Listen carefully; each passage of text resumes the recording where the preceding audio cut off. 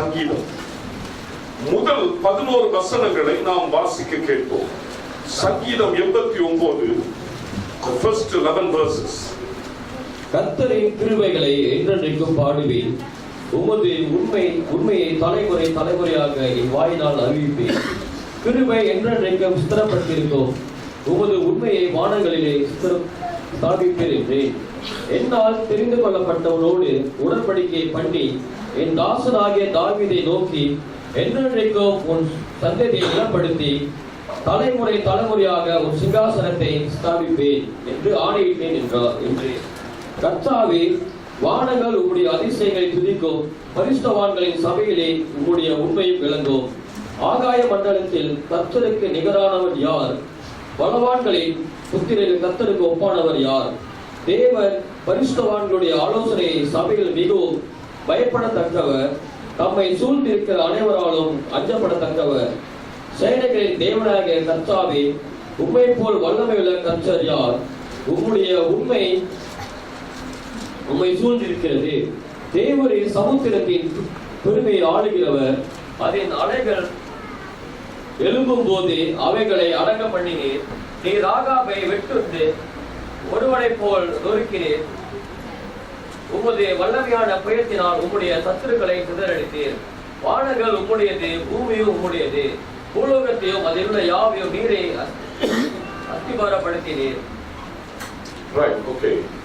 நாம் அன்பானவர்களை இன்ற காலை வேளையில விசேஷமாக தெய்வங்களை ஸ்தோத்திரிக்க வேண்டும் என்று இந்த ஸ்தோத்திர ஆராதனை என்று ஏற்படுத்தியிருக்கிறோம். But this is something that happens every day in our life, or should happen. இது ஆனால் அன்பானவர்களே, ஒரு விசேஷித்தமான குறிப்பிட்ட நாள் நடைபெறுகிற ஒரு சம்பவம் கிடையாது. எல்லாவற்றிலும் மேலாக கிறிஸ்தவர்களாக நாம் எல்லா வேளையிலும் நன்றி உள்ளவர்களாக இருக்க வேண்டும். கடவுள் நம்மை தெரிந்தெடுத்தார் என்று சொல்லுவதே அதுக்கு மேலான ஒரு பெரிய மகத்துவமோ ரகசியமோ ஒரு ஆச்சரியமோ கிடையாது.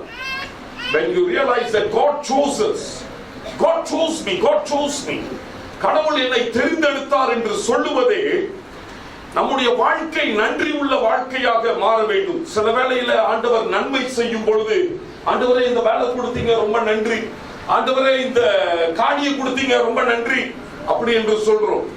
அது தப்பு கிடையாது. பட் அதுக்கு மேலாக அன்பானவர்களே, இதுக்கு பின்னால behind all this temporary blessing for which we thank God, தற்காலிகமான ஆசீர்வாதங்களுக்கு நாம் நன்றி செலுத்த மறப்பது கிடையாது. மறக்க கூடாத ஜனங்களாக இருக்கிற நாம் நிரந்தரமான ஆசீர்வாதங்கள், the permanent blessing, the blessing that actually matters, நிரந்தரமான ஆசீர்வாதங்கள், நிறைவான ஆசீர்வாதங்கள், பூரணமான ஆசீர்வாதங்கள், இந்த ஆசீர்வாதங்களை நாம் மறந்துவிடக் கூடாது. And the main thing, if you ask me, in this list is, இந்த பட்டியலில் முக்கியமாக அன்பானவர்களே, யோவான் 15:16 மாதிரி அல்லாவிட்டால் யோவான் 17:1-2 இந்த மாதிரி வசனங்களை நீங்கள் வாசிக்கும் பொழுது, you will come across this scripture that tells us that God chose us. கடவுள் நம்மை தெரிந்தெடுத்தார். And நீங்கள் வேதாகமத்தை ஆரம்பத்தில் இருந்து வாசித்தீர்கள் என்றால், you will never find a reason why he should choose us. நம்மை ஏன் தெரிந்தெடுக்க வேண்டும் என்று உங்களால் காரணம் கண்டே பிடிக்க முடியாது. யார் என்ன தெரிந்தெடுத்தார்? நான் நல்லவனா? அழகு இருக்கா? படிப்பு இருக்கா? அந்தஸ்து இருக்கா? பதவி இருக்குதா? எனக்கு என்னதான் இருக்குது? Why did he choose me? And if you find from Genesis, ஆதியாகமத்தில் இருந்து பார்த்தீங்கன்னா, you can never find a reason why he chose us. யார் நம்மளை தெரிந்தெடுத்தார் என்று. ஆகையினால் தான் அன்பானவர்களே, நம்முடைய இருதயம் எப்பொழுதுமே இந்த கடவுளுக்கு நன்றி உள்ளதாக இருக்க வேண்டும். என்னை யார் தெரிந்தெடுத்தேன்? Why did he choose me? And because he chose me, என்னை தெரிந்தெடுத்ததனால, he saved me from sin, from the devil, and from the wrath of God. That means from hell itself. நரகத்துல இருந்து என்னை காப்பாற்றினார். You understand? And until this truth gets implanted in our life, we will be always be temporary Christians. Osginus என்று ஒரு எழுத்தாளர் இருக்கிறார். He calls the present day church and the present day Christians as liquid Christians. Osginus என்று தமிழ்ல பேசி எத்தனை பேருக்கு English தேவை? அடா சசியாப்பா, oh you need English, okay fine. Anybody else? No, so I will try to balance it. Osginus என்று ஒரு எழுத்தாளர் இருக்கிறார். அவர் சொல்லுகிறாரு, நம்ம எல்லாம் தண்ணி கிறிஸ்டியன் என்று. இந்த 21வது நூற்றாண்டுல 21st century with all the problems of the church have produced liquid Christians. தண்ணி கிறிஸ்தவர்கள் என்று. தண்ணி தெரியுமா? தண்ணி வந்து solid கிடையாது. Liquid is as opposed to matter, இல்லையா? or solid. இது solid. இது தண்ணி கிடையாது. இதை எடுத்துக்கொண்டு ஒரு சின்ன ரூம் உள்ளார போகணும்னா ஒண்ணு இதை உடைக்கணும், அல்லாட்டி ரூமை உடைக்கணும், கதவுல உடைக்கணும், இல்லையா? If you want to take this into a room, either you got to break the door and make it big enough, or you got to break this and make it small. Something that needs to get broken up when you are dealing with matter. Understand? But liquid is not like that. தண்ணீர் அப்படி கிடையாது. தண்ணி எந்த இடத்துல ஊத்துறோமோ அந்த இடத்துல போய் என்ன செஞ்சுக்கோ, சமாதானமா நிரப்பிக்கும். எந்த இடத்துல நம்ம தண்ணியை ஊத்துறோமோ அது போய் கரெக்டா தங்கிக்கும். பாட்டில்ல ஊத்தலாம், தோம்புல ஊத்தலாம், தரையில ஊத்தலாம். Liquid can fit anywhere. And so Oskinus சொல்லுகிறார், 21வது நூற்றாண்டுல we have become liquid Christians. என்ன அர்த்தம் என்றால், எந்த இடத்துல போட்டாலும் என்ன செஞ்சுக்குவோம், அப்படியே தூங்கிடுவோம். கரெக்டா? எங்க உட்கார வச்சாலும் உட்கார்ந்துக்குவோம். கெட்டவன் கூடயும் உட்கார்ந்துக்குவோம், நல்லவன் கூடயும் உட்கார்ந்துக்குவோம். எல்லா இடத்துலயும் ரொம்ப அருமையான தகுதியான மனுஷனை போல நடந்து கொள்ளக்கூடிய தன்மை. We have the ability to conform ourselves to our surrounding. When you are with evil fellows, you will just behave exactly like that, so that you will not offend anybody. And when you are in the midst of holy people, you will again conform yourself, your speech, your sight, your talk, your action will mold according to the mold that has been given to us. But solid doesn't do that. இந்த இப்படிப்பட்ட பொருட்கள் அன்பானவர்களே, solid என்ன சொல்லுவாங்க தமிழ்ல? சரி, நான் தமிழ் மாதிரி தான் உங்களுக்கு தமிழ் இருக்கும். இதை வந்து நீங்க கரைக்க முடியாது. Understand? So what am I trying to say? I'm trying to say, அன்பானவர்களே, we must know who we are. நாம் யார் என்று நமக்கு தெரிய வேண்டும். Jesus called me and this is where we stand. நாம் நிக்கிற இடம், நம்முடைய அஸ்திபாரம், கடவுள் நம்மை அழைத்து இருக்கிறார். Understand? ஒருவேளை என்னை ஆசீர்வதித்தது ஒன்ன மாதிரி ஆசீர்வதிக்காமல் இருக்கலாம். ஒருவேளை என் வீட்டுல 2 காடி இருக்கலாம், உன் வீட்டுல 1 காடி இருக்கலாம். ஒருவேளை உன் வீட்டுல 4 காடி இருக்கலாம், என் வீட்டுல 1 காடி இருக்கலாம், ஒரு மோட்டார் சைக்கிள் மட்டும் இருக்கலாம். அது பிரச்சனை கிடையாது. We cannot be temporary Christians. தற்காலிக கிறிஸ்தவர்களாக நாம் வாழ முடியாது. நாம் எப்பொழுதும் மறந்துவிடக் கூடாது அன்பானவர்களே, நம்முடைய மையம். What is our foundation? Where do we stand? We know that we have been chosen by God, and that makes us special, or that makes us different from anybody else in this world. இந்த உலகத்தில் மற்றவர்களை பார்க்கிலும் நம்மை பிரித்து வைப்பது, நான் கடவுளால் தெரிந்தெடுக்கப்பட்டிருக்கிறேன். வழங்குதான், அவனுக்கு பெரிய வீடு இருக்கு, எனக்கு சின்ன வீடு இருக்குது, எனக்கு சின்ன மோட்டார் சைக்கிள், அவனுக்கு பெரிய காடி, அது எல்லாம் it doesn't matter in the sight of God. The disciples had nothing after all. சீஷர்களுக்கு ஒன்றும் கிடையாமல் வாழ்ந்தார்கள். You understand what I mean? Now, keeping that as our background, let us look at this psalm. இந்த சங்கீதத்தை பார்ப்போம். இந்த சங்கீதத்தை நீங்கள் முழுமையாக வாசித்து சீக்கிரமா முடிச்சிடுறேன். 52 வசனங்கள் இருக்கிறது. இந்த சங்கீதத்தை நீங்கள் வாசித்தீர்கள் என்றால் முழுமையாக இந்த சங்கீதக்காரன் தேவனுடைய கிருபையையும் நன்மையையும் குறித்து பாராட்டுகிறார். The psalmist sings or praises the steadfast love of God. But that is not the only thing. If you keep on reading the psalm, இந்த சங்கீதத்தை முழுமையா படிச்சீங்கன்னா, the psalmist had his own struggles and pain. சங்கீதக்காரனுக்கு அவனுடைய பிரச்சனைகள், அவனுடைய சவால் இருந்தது. he had his own challenges. But the psalmist, from the beginning, he tells us that God's love is steadfast. இந்த சங்கீதக்காரன் ஆரம்பத்தில் இருந்து சொல்லுகிற ஒரு கருத்து என்னவென்றால், கடவுளுடைய அன்பு நிரந்தரமானது. உங்களுடைய பைபிள்ல கிருபை என்று வரும், which is all right because of love. The word love is so rich. ஆங்கில பைபிள்ல, in the English Bible, you read it as steadfast love. In verse 33, சங்கீதம் 89 அதே சங்கீதத்துல 33வது வசனத்துல சங்கீதக்காரன் சொல்லுகிறார், it's an unremovable love. அதாவது இந்த அன்பை என்ன செய்ய முடியாதாம், விளக்க முடியாதாம். 33வது வசனத்தை வாசிங்க. ஆனாலும் என் கிருபையை அவனை விட்டு விலகாமலும், என்னுடைய கிருபையை அவனை விட்டு என்ன செய்ய விட மாட்டேன், விலகாமல் காத்துக்கொள்வேன் என்று. Oh, my steadfast love will not be removed. Now listen, there is a theology that says once saved always saved. ஒரு தடவை ரட்சிப்படைந்து விட்டாய் என்றால் நிரந்தரமாக நீ ரட்சிப்படைந்து விட்டாய் என்று. நிரந்தரமாக உன்னுடைய வாழ்க்கை எந்த கட்டத்தில் கடந்து போனாலும் சரி, நீ நிரந்தரமாக ரட்சிப்படைந்து விட்டாய் என்று ஒரு போதனை உண்டு. And I 100% believe that. 100% நான் அதை நம்புகிறேன். யார் நம்புகிறேன் என்றால், அன்பானவர்களே, இந்த ரட்சிப்பு அடைந்தவன் கடவுளால் முன்குறித்து தெரிந்தெடுக்கப்பட்டவன். The man who is saved is actually predestined by God and chosen by God.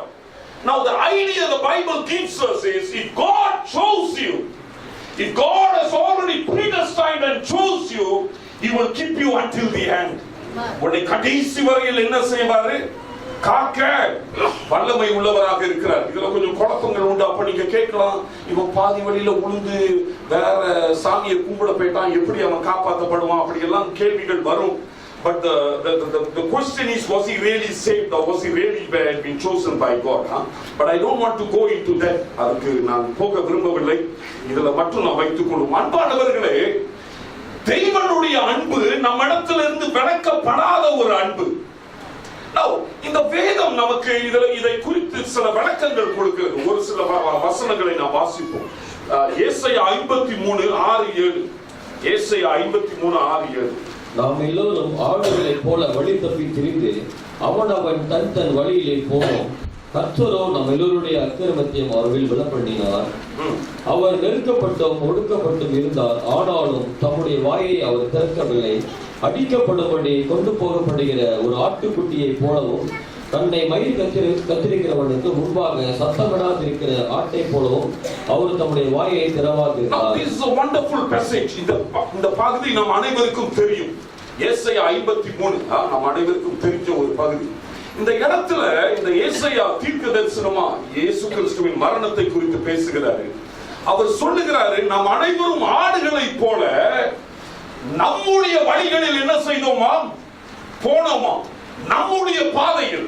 My desire, my wish, my will. No, that is very easy to understand. அதை விளங்கிக் கொள்வதற்கு ரொம்ப கடினம் கிடையாது. We always insist on our own way. எப்பயுமே நாம் சொந்த இஷ்டத்தின்படி நம்முடைய சொந்த விருப்பத்தை தான் என்ன செய்வோம், குறித்து பேசுவோம். எனக்கு வேணும், எனக்கு இது வேணும், நான் அங்கதான் போவேன், நான் இங்கதான் பேசுவேன், நான் இங்கதான் செய்வேன், நீ என்ன பண்ணுவேன், and all this kind of things. See, it is a very independent society we live in, and it's getting worse day by day. We see it in our children. நம்முடைய பிள்ளைகளுடைய வாழ்க்கையில காணப்படலாம். And ஐசையா சொல்லுகிறாரு, நம்முடைய சொந்த வழிகளில் போகும் பொழுது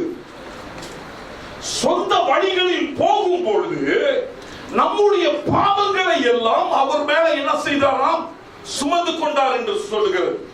When we went astray on our own way, He took our sin. Think about it. நினைச்சு பாரு. We never bothered about God. We never asked who is the real God. Who is God? Muhammad, Jesus, Buddha. Who is the real God? We never asked for God. Understand? We never cared about God. கடவுளை குறித்து நமக்கு அக்கறை கிடையாது.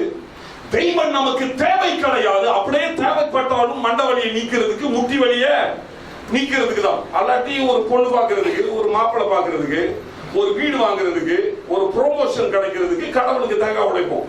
இல்ல நம்ம வேற மாதிரி செய்வோம், பட் எல்லாம் சேம் தான். Understand? We only need him for that. You understand? We never asked for him. We never needed him. அவர் தேவையும் கிடையாது, நம்ம அவர் தேடுதலும் கிடையாது. என்ன உடலாட்டு நம்ம பாட்டுக்கு வாழ்க்கையில போகும் பொழுது the Bible says அவரா குறுக்கிட்டு இடையில வந்து குறுக்கிட்டு காலை வச்சு, ஏய் உன்னுடைய பாவத்தை எல்லாம் எனக்கு கொடுத்துறா, என்னுடைய நீதி எல்லாம் உனக்கு தரண்டா என்று என்ன செய்கிறாராம்? தந்தாராம். That's what the Bible teaches.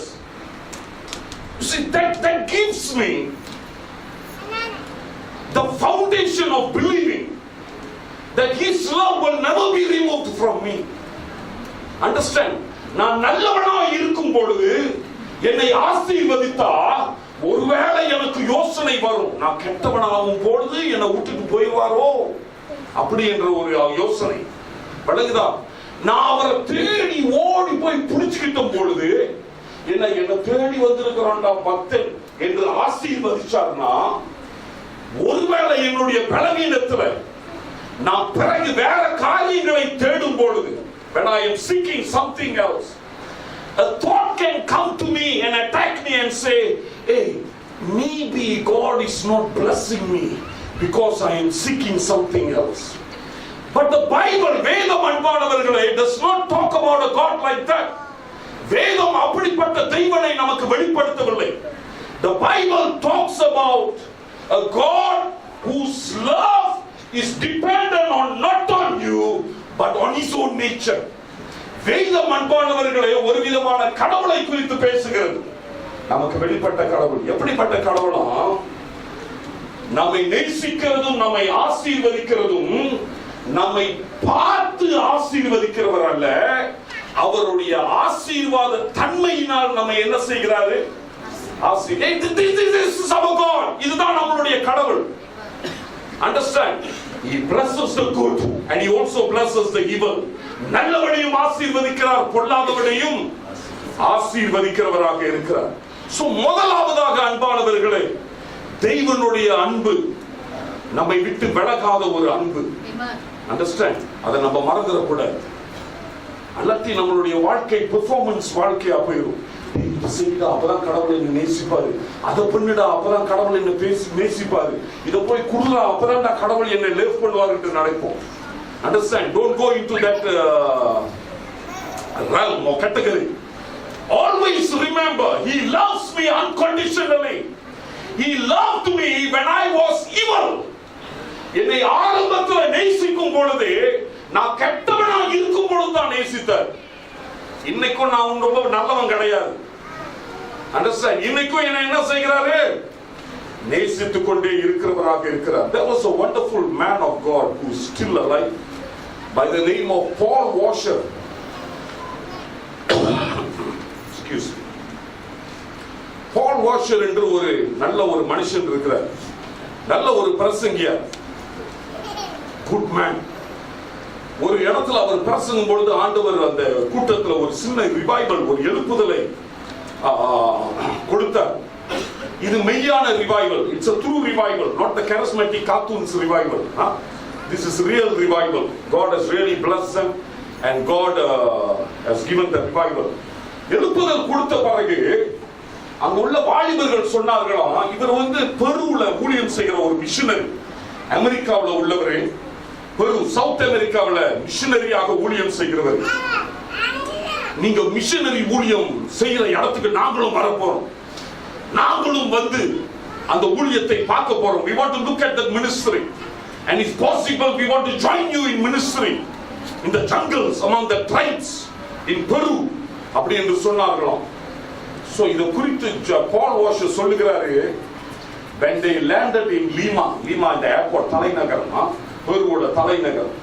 when they landed in Lima ஏர்போர்ட்ல இறங்கும் பொழுது வந்த வாலிபர்கள்லாம் நினைச்சானுங்க நான் ஒரு apostle Paul என்று. They thought I was an apostle Paul. When they landed in Lima, all the youths, these aspiring missionaries thought that I was an apostle Paul. But after 1.5 months when they left, when they boarded the airport airplane to go back to America, I think most of them will be praying for my salvation.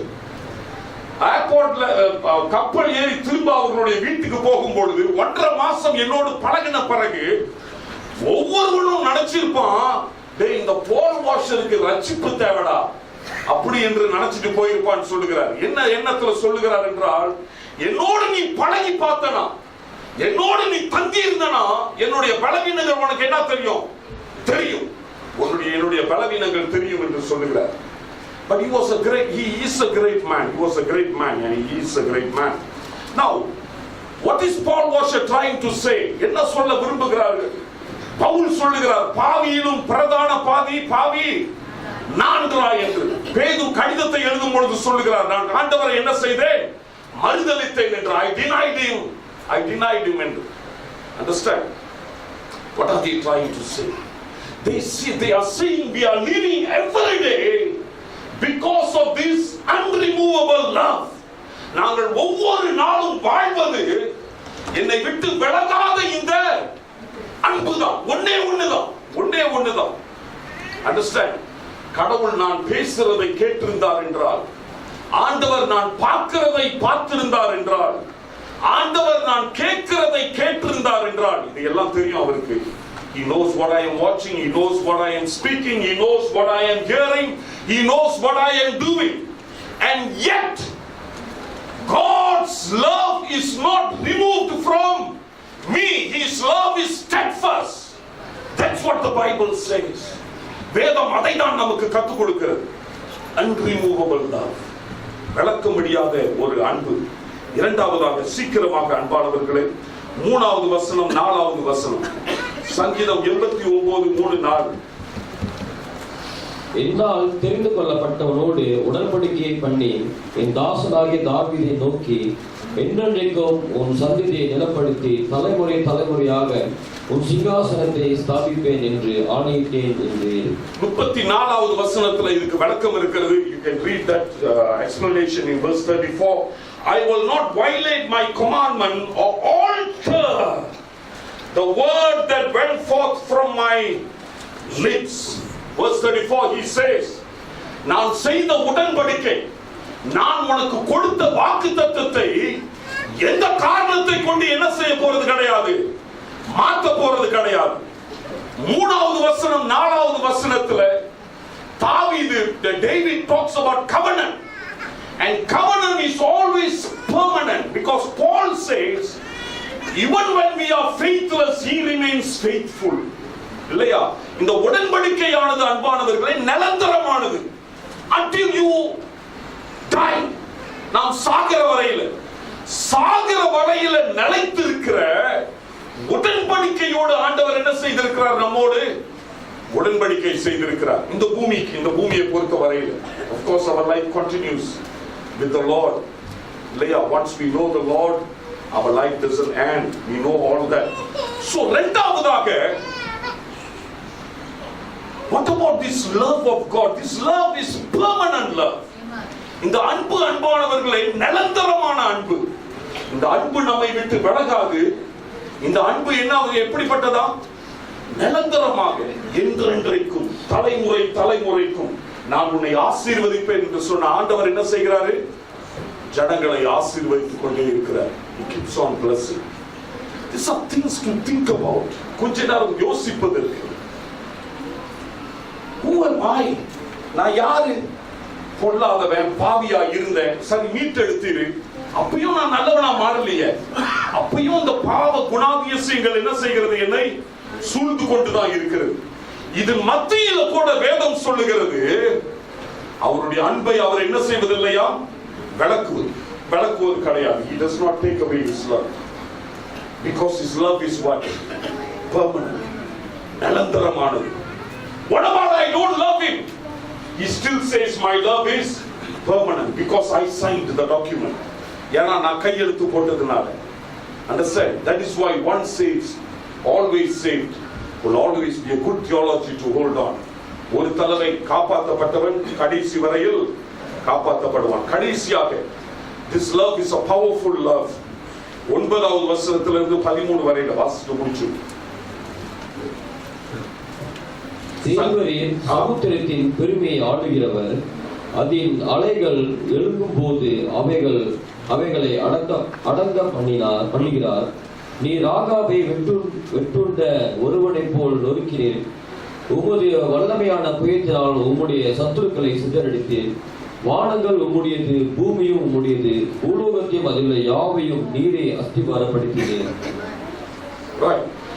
மூன்றாவதாக அன்பானவர்களே, இந்த சங்கீதத்தில் நாம் வாசிக்கிறோம், இந்த தெய்வனுடைய அன்பு is not a soft or a weak love. இது பலவீனம் உள்ள அன்பு கிடையாது. Always we equate love with weakness. இல்லையா? அன்பை எப்பொழுதுமே பலவீனத்துக்கு சம்பந்தப்படுத்துவோம். ரொம்ப சாஃப்ட், எல்லாத்தையும் மன்னிச்சு எல்லாத்தையும் தாங்கி உருவி குருவி சூப்பர் தூக்குற அன்பு, ரொம்ப அன்பு காட்டுறாரு இவரு அப்படி என்று நினைச்சு கொள்வோம். இல்லையா? அது கரெக்ட் தான். ஆனா தெய்வனுடைய அன்பு ஒரு பக்கத்தில் வேதம் சொல்லுகிறது, it is a powerful love. இந்த வாசித்து பாருங்க, இந்த அணைகள் எழும்பும் பொழுது அதை என்ன செய்கிறாராம்?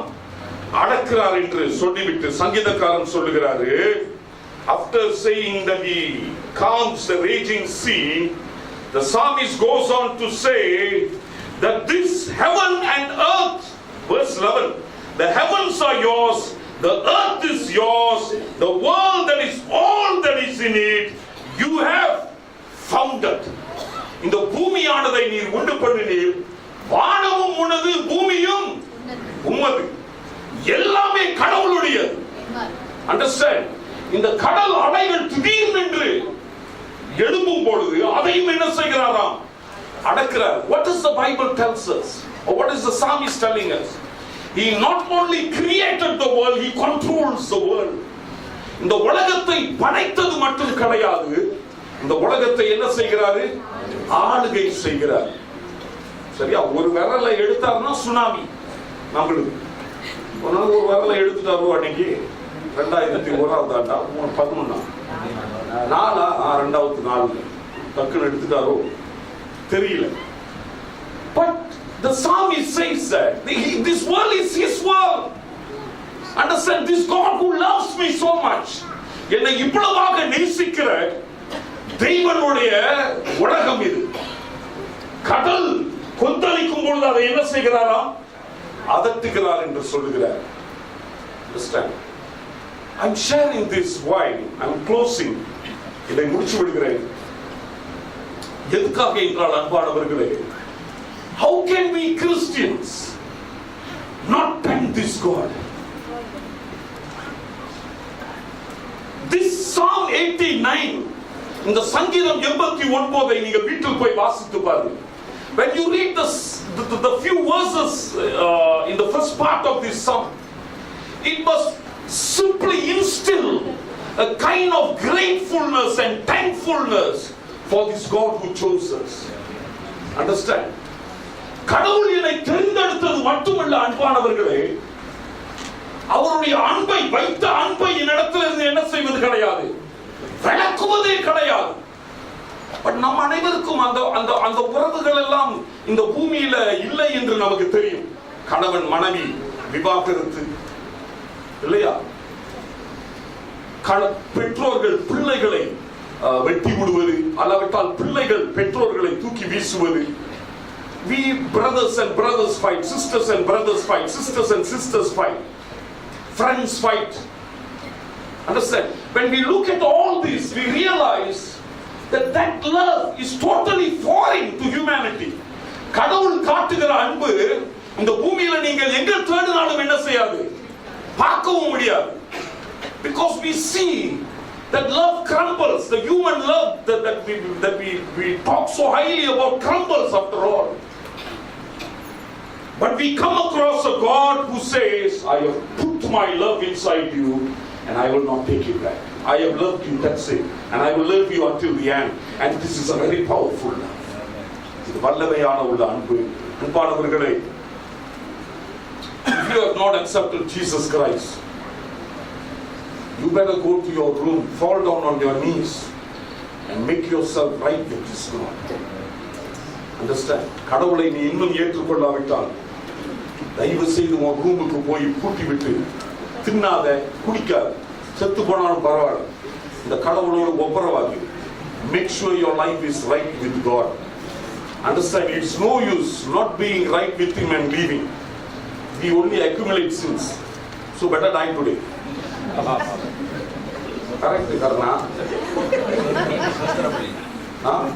வழங்குதா நான் சொல்லுகிறது? And I am not joking, you know. I'm telling you seriously. This is life. நான் அன்னைக்கு தான் சொன்னேன், வெள்ளிக்கிழமை சொன்னேன். திரும்ப சொல்லவா? நல்ல நாட்கள்லாம் கெட்ட வார்த்தையா வருது என் வாயில. இன்னொரு 50 வருஷத்துல நம்ம இருக்க மாட்டோம், உனக்கு தெரியுமா? நீ நினைக்கல, நீ நினைச்சுக்கிட்டு இருக்க நீ பெர்மனன்டா இருப்பேன், அப்படித்தானே? நல்லா நினைச்சு பாரு, உனக்குள்ள கொஞ்சம் பயம் வருதான் பார்ப்போம். 50 வருஷத்துல நான் 100% இங்க நிக்க மாட்டேன். அது கரெக்டா? அதுக்கு மட்டும் இப்போ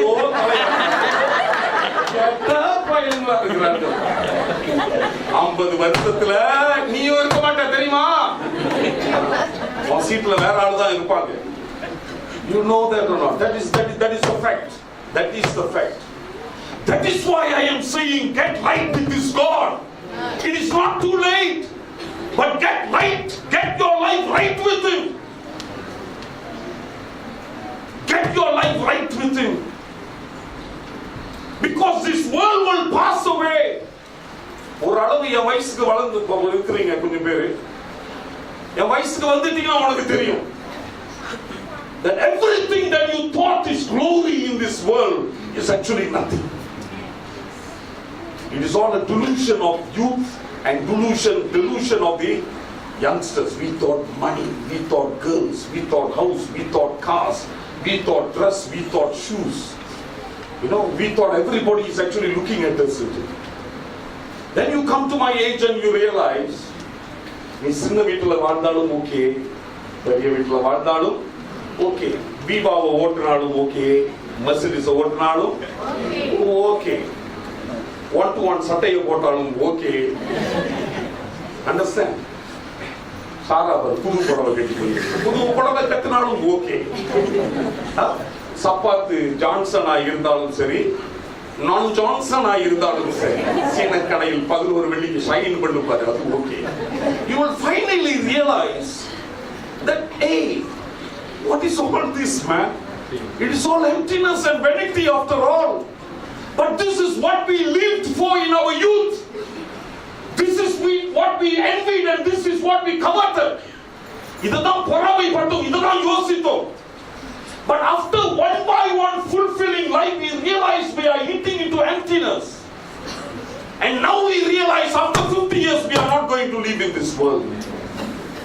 You understand? Get your life right with God. Get your life right with God. Put Jesus first in your life. Even your children will disappoint you, I am telling you. So என் பிள்ளைகளுக்காக வாழ்றேன் அப்படிலாம் வாழ்ந்துடாத, சொல்லிடாத. 50 வயசுல ஹோம்ல போட்டுட்டு என் வாழ்க்கை உண்டுமா? Darling Chinese wife, we cannot go along with Indian fellow. We send you to home. அப்படின்னு அவன் plane பிடிச்சு நியூசிலாந்து போயிடுவான். 8 பிள்ளைங்களை பிடிச்சேன், எல்லாம் நல்லா வளர்த்து விட்டு உன்னை ஆறுதல் படித்துக் கொள்றதுக்கு அவன் சங்கீதத்தை பாடிக்கிட்டு உட்கார்ந்து இருக்க வேண்டியதுதான். அவன் உள்ளார நோன்ற கின்றது எங்களுக்குலாம் தெரியும். எங்களுக்கு தெரியும் எப்படி அபீரன்ட்டு. விளங்குதா? Only one person can give meaning in your life, and that's Jesus and Jesus alone. Nobody else can. Mary Scots of Mary Queen of Scots, ஒரு பொம்பளை இருக்குது, 16ஆவது நூற்றாண்டுல. பொம்பளைய சூழ்ச்சிலாம், there were a lot of, she was a Catholic and the ruling country were Protestants because of John Knox's revival. அதனால there were a lot of political problems. கடைசியில மேரியோடைய தலையை வெட்டணும்னு தீர்மானிச்சிட்டாங்க. உண்மை மேரி?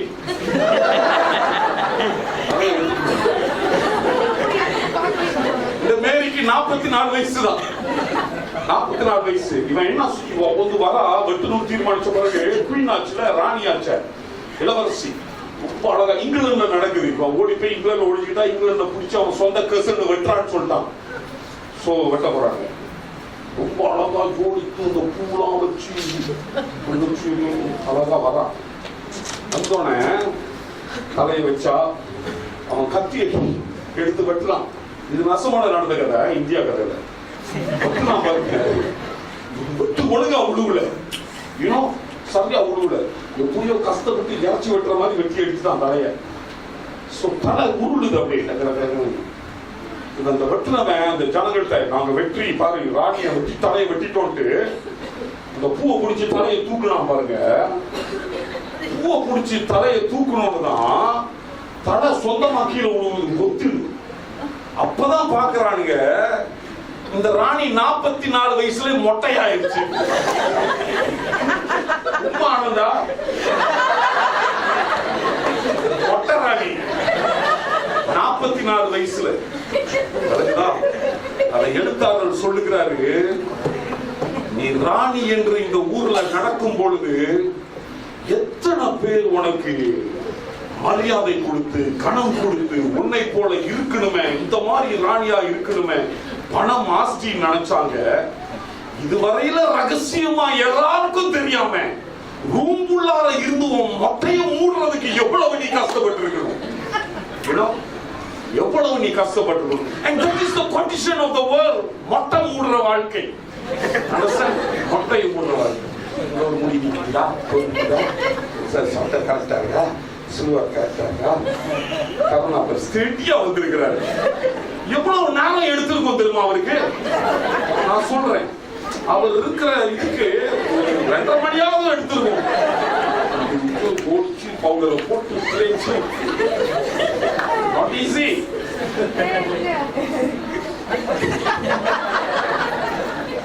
நான் சொல்லுகிறது,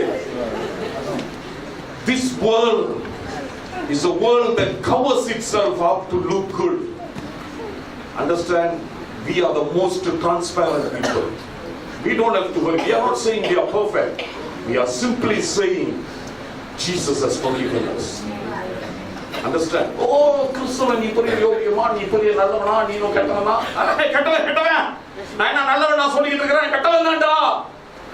ஆனா பல்பு கடவுள் என்ன தேர்ந்தெடுத்துட்டாரா, அது போதும்தான் எனக்கு. You understand what I mean? Get your life right with God. Put God first in your life.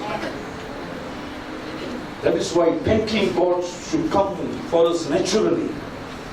Understand? இந்த ஆண்டவருக்கு ஸ்தோத்திரம் செலுத்துவது இயற்கையாக வர வேண்டும்.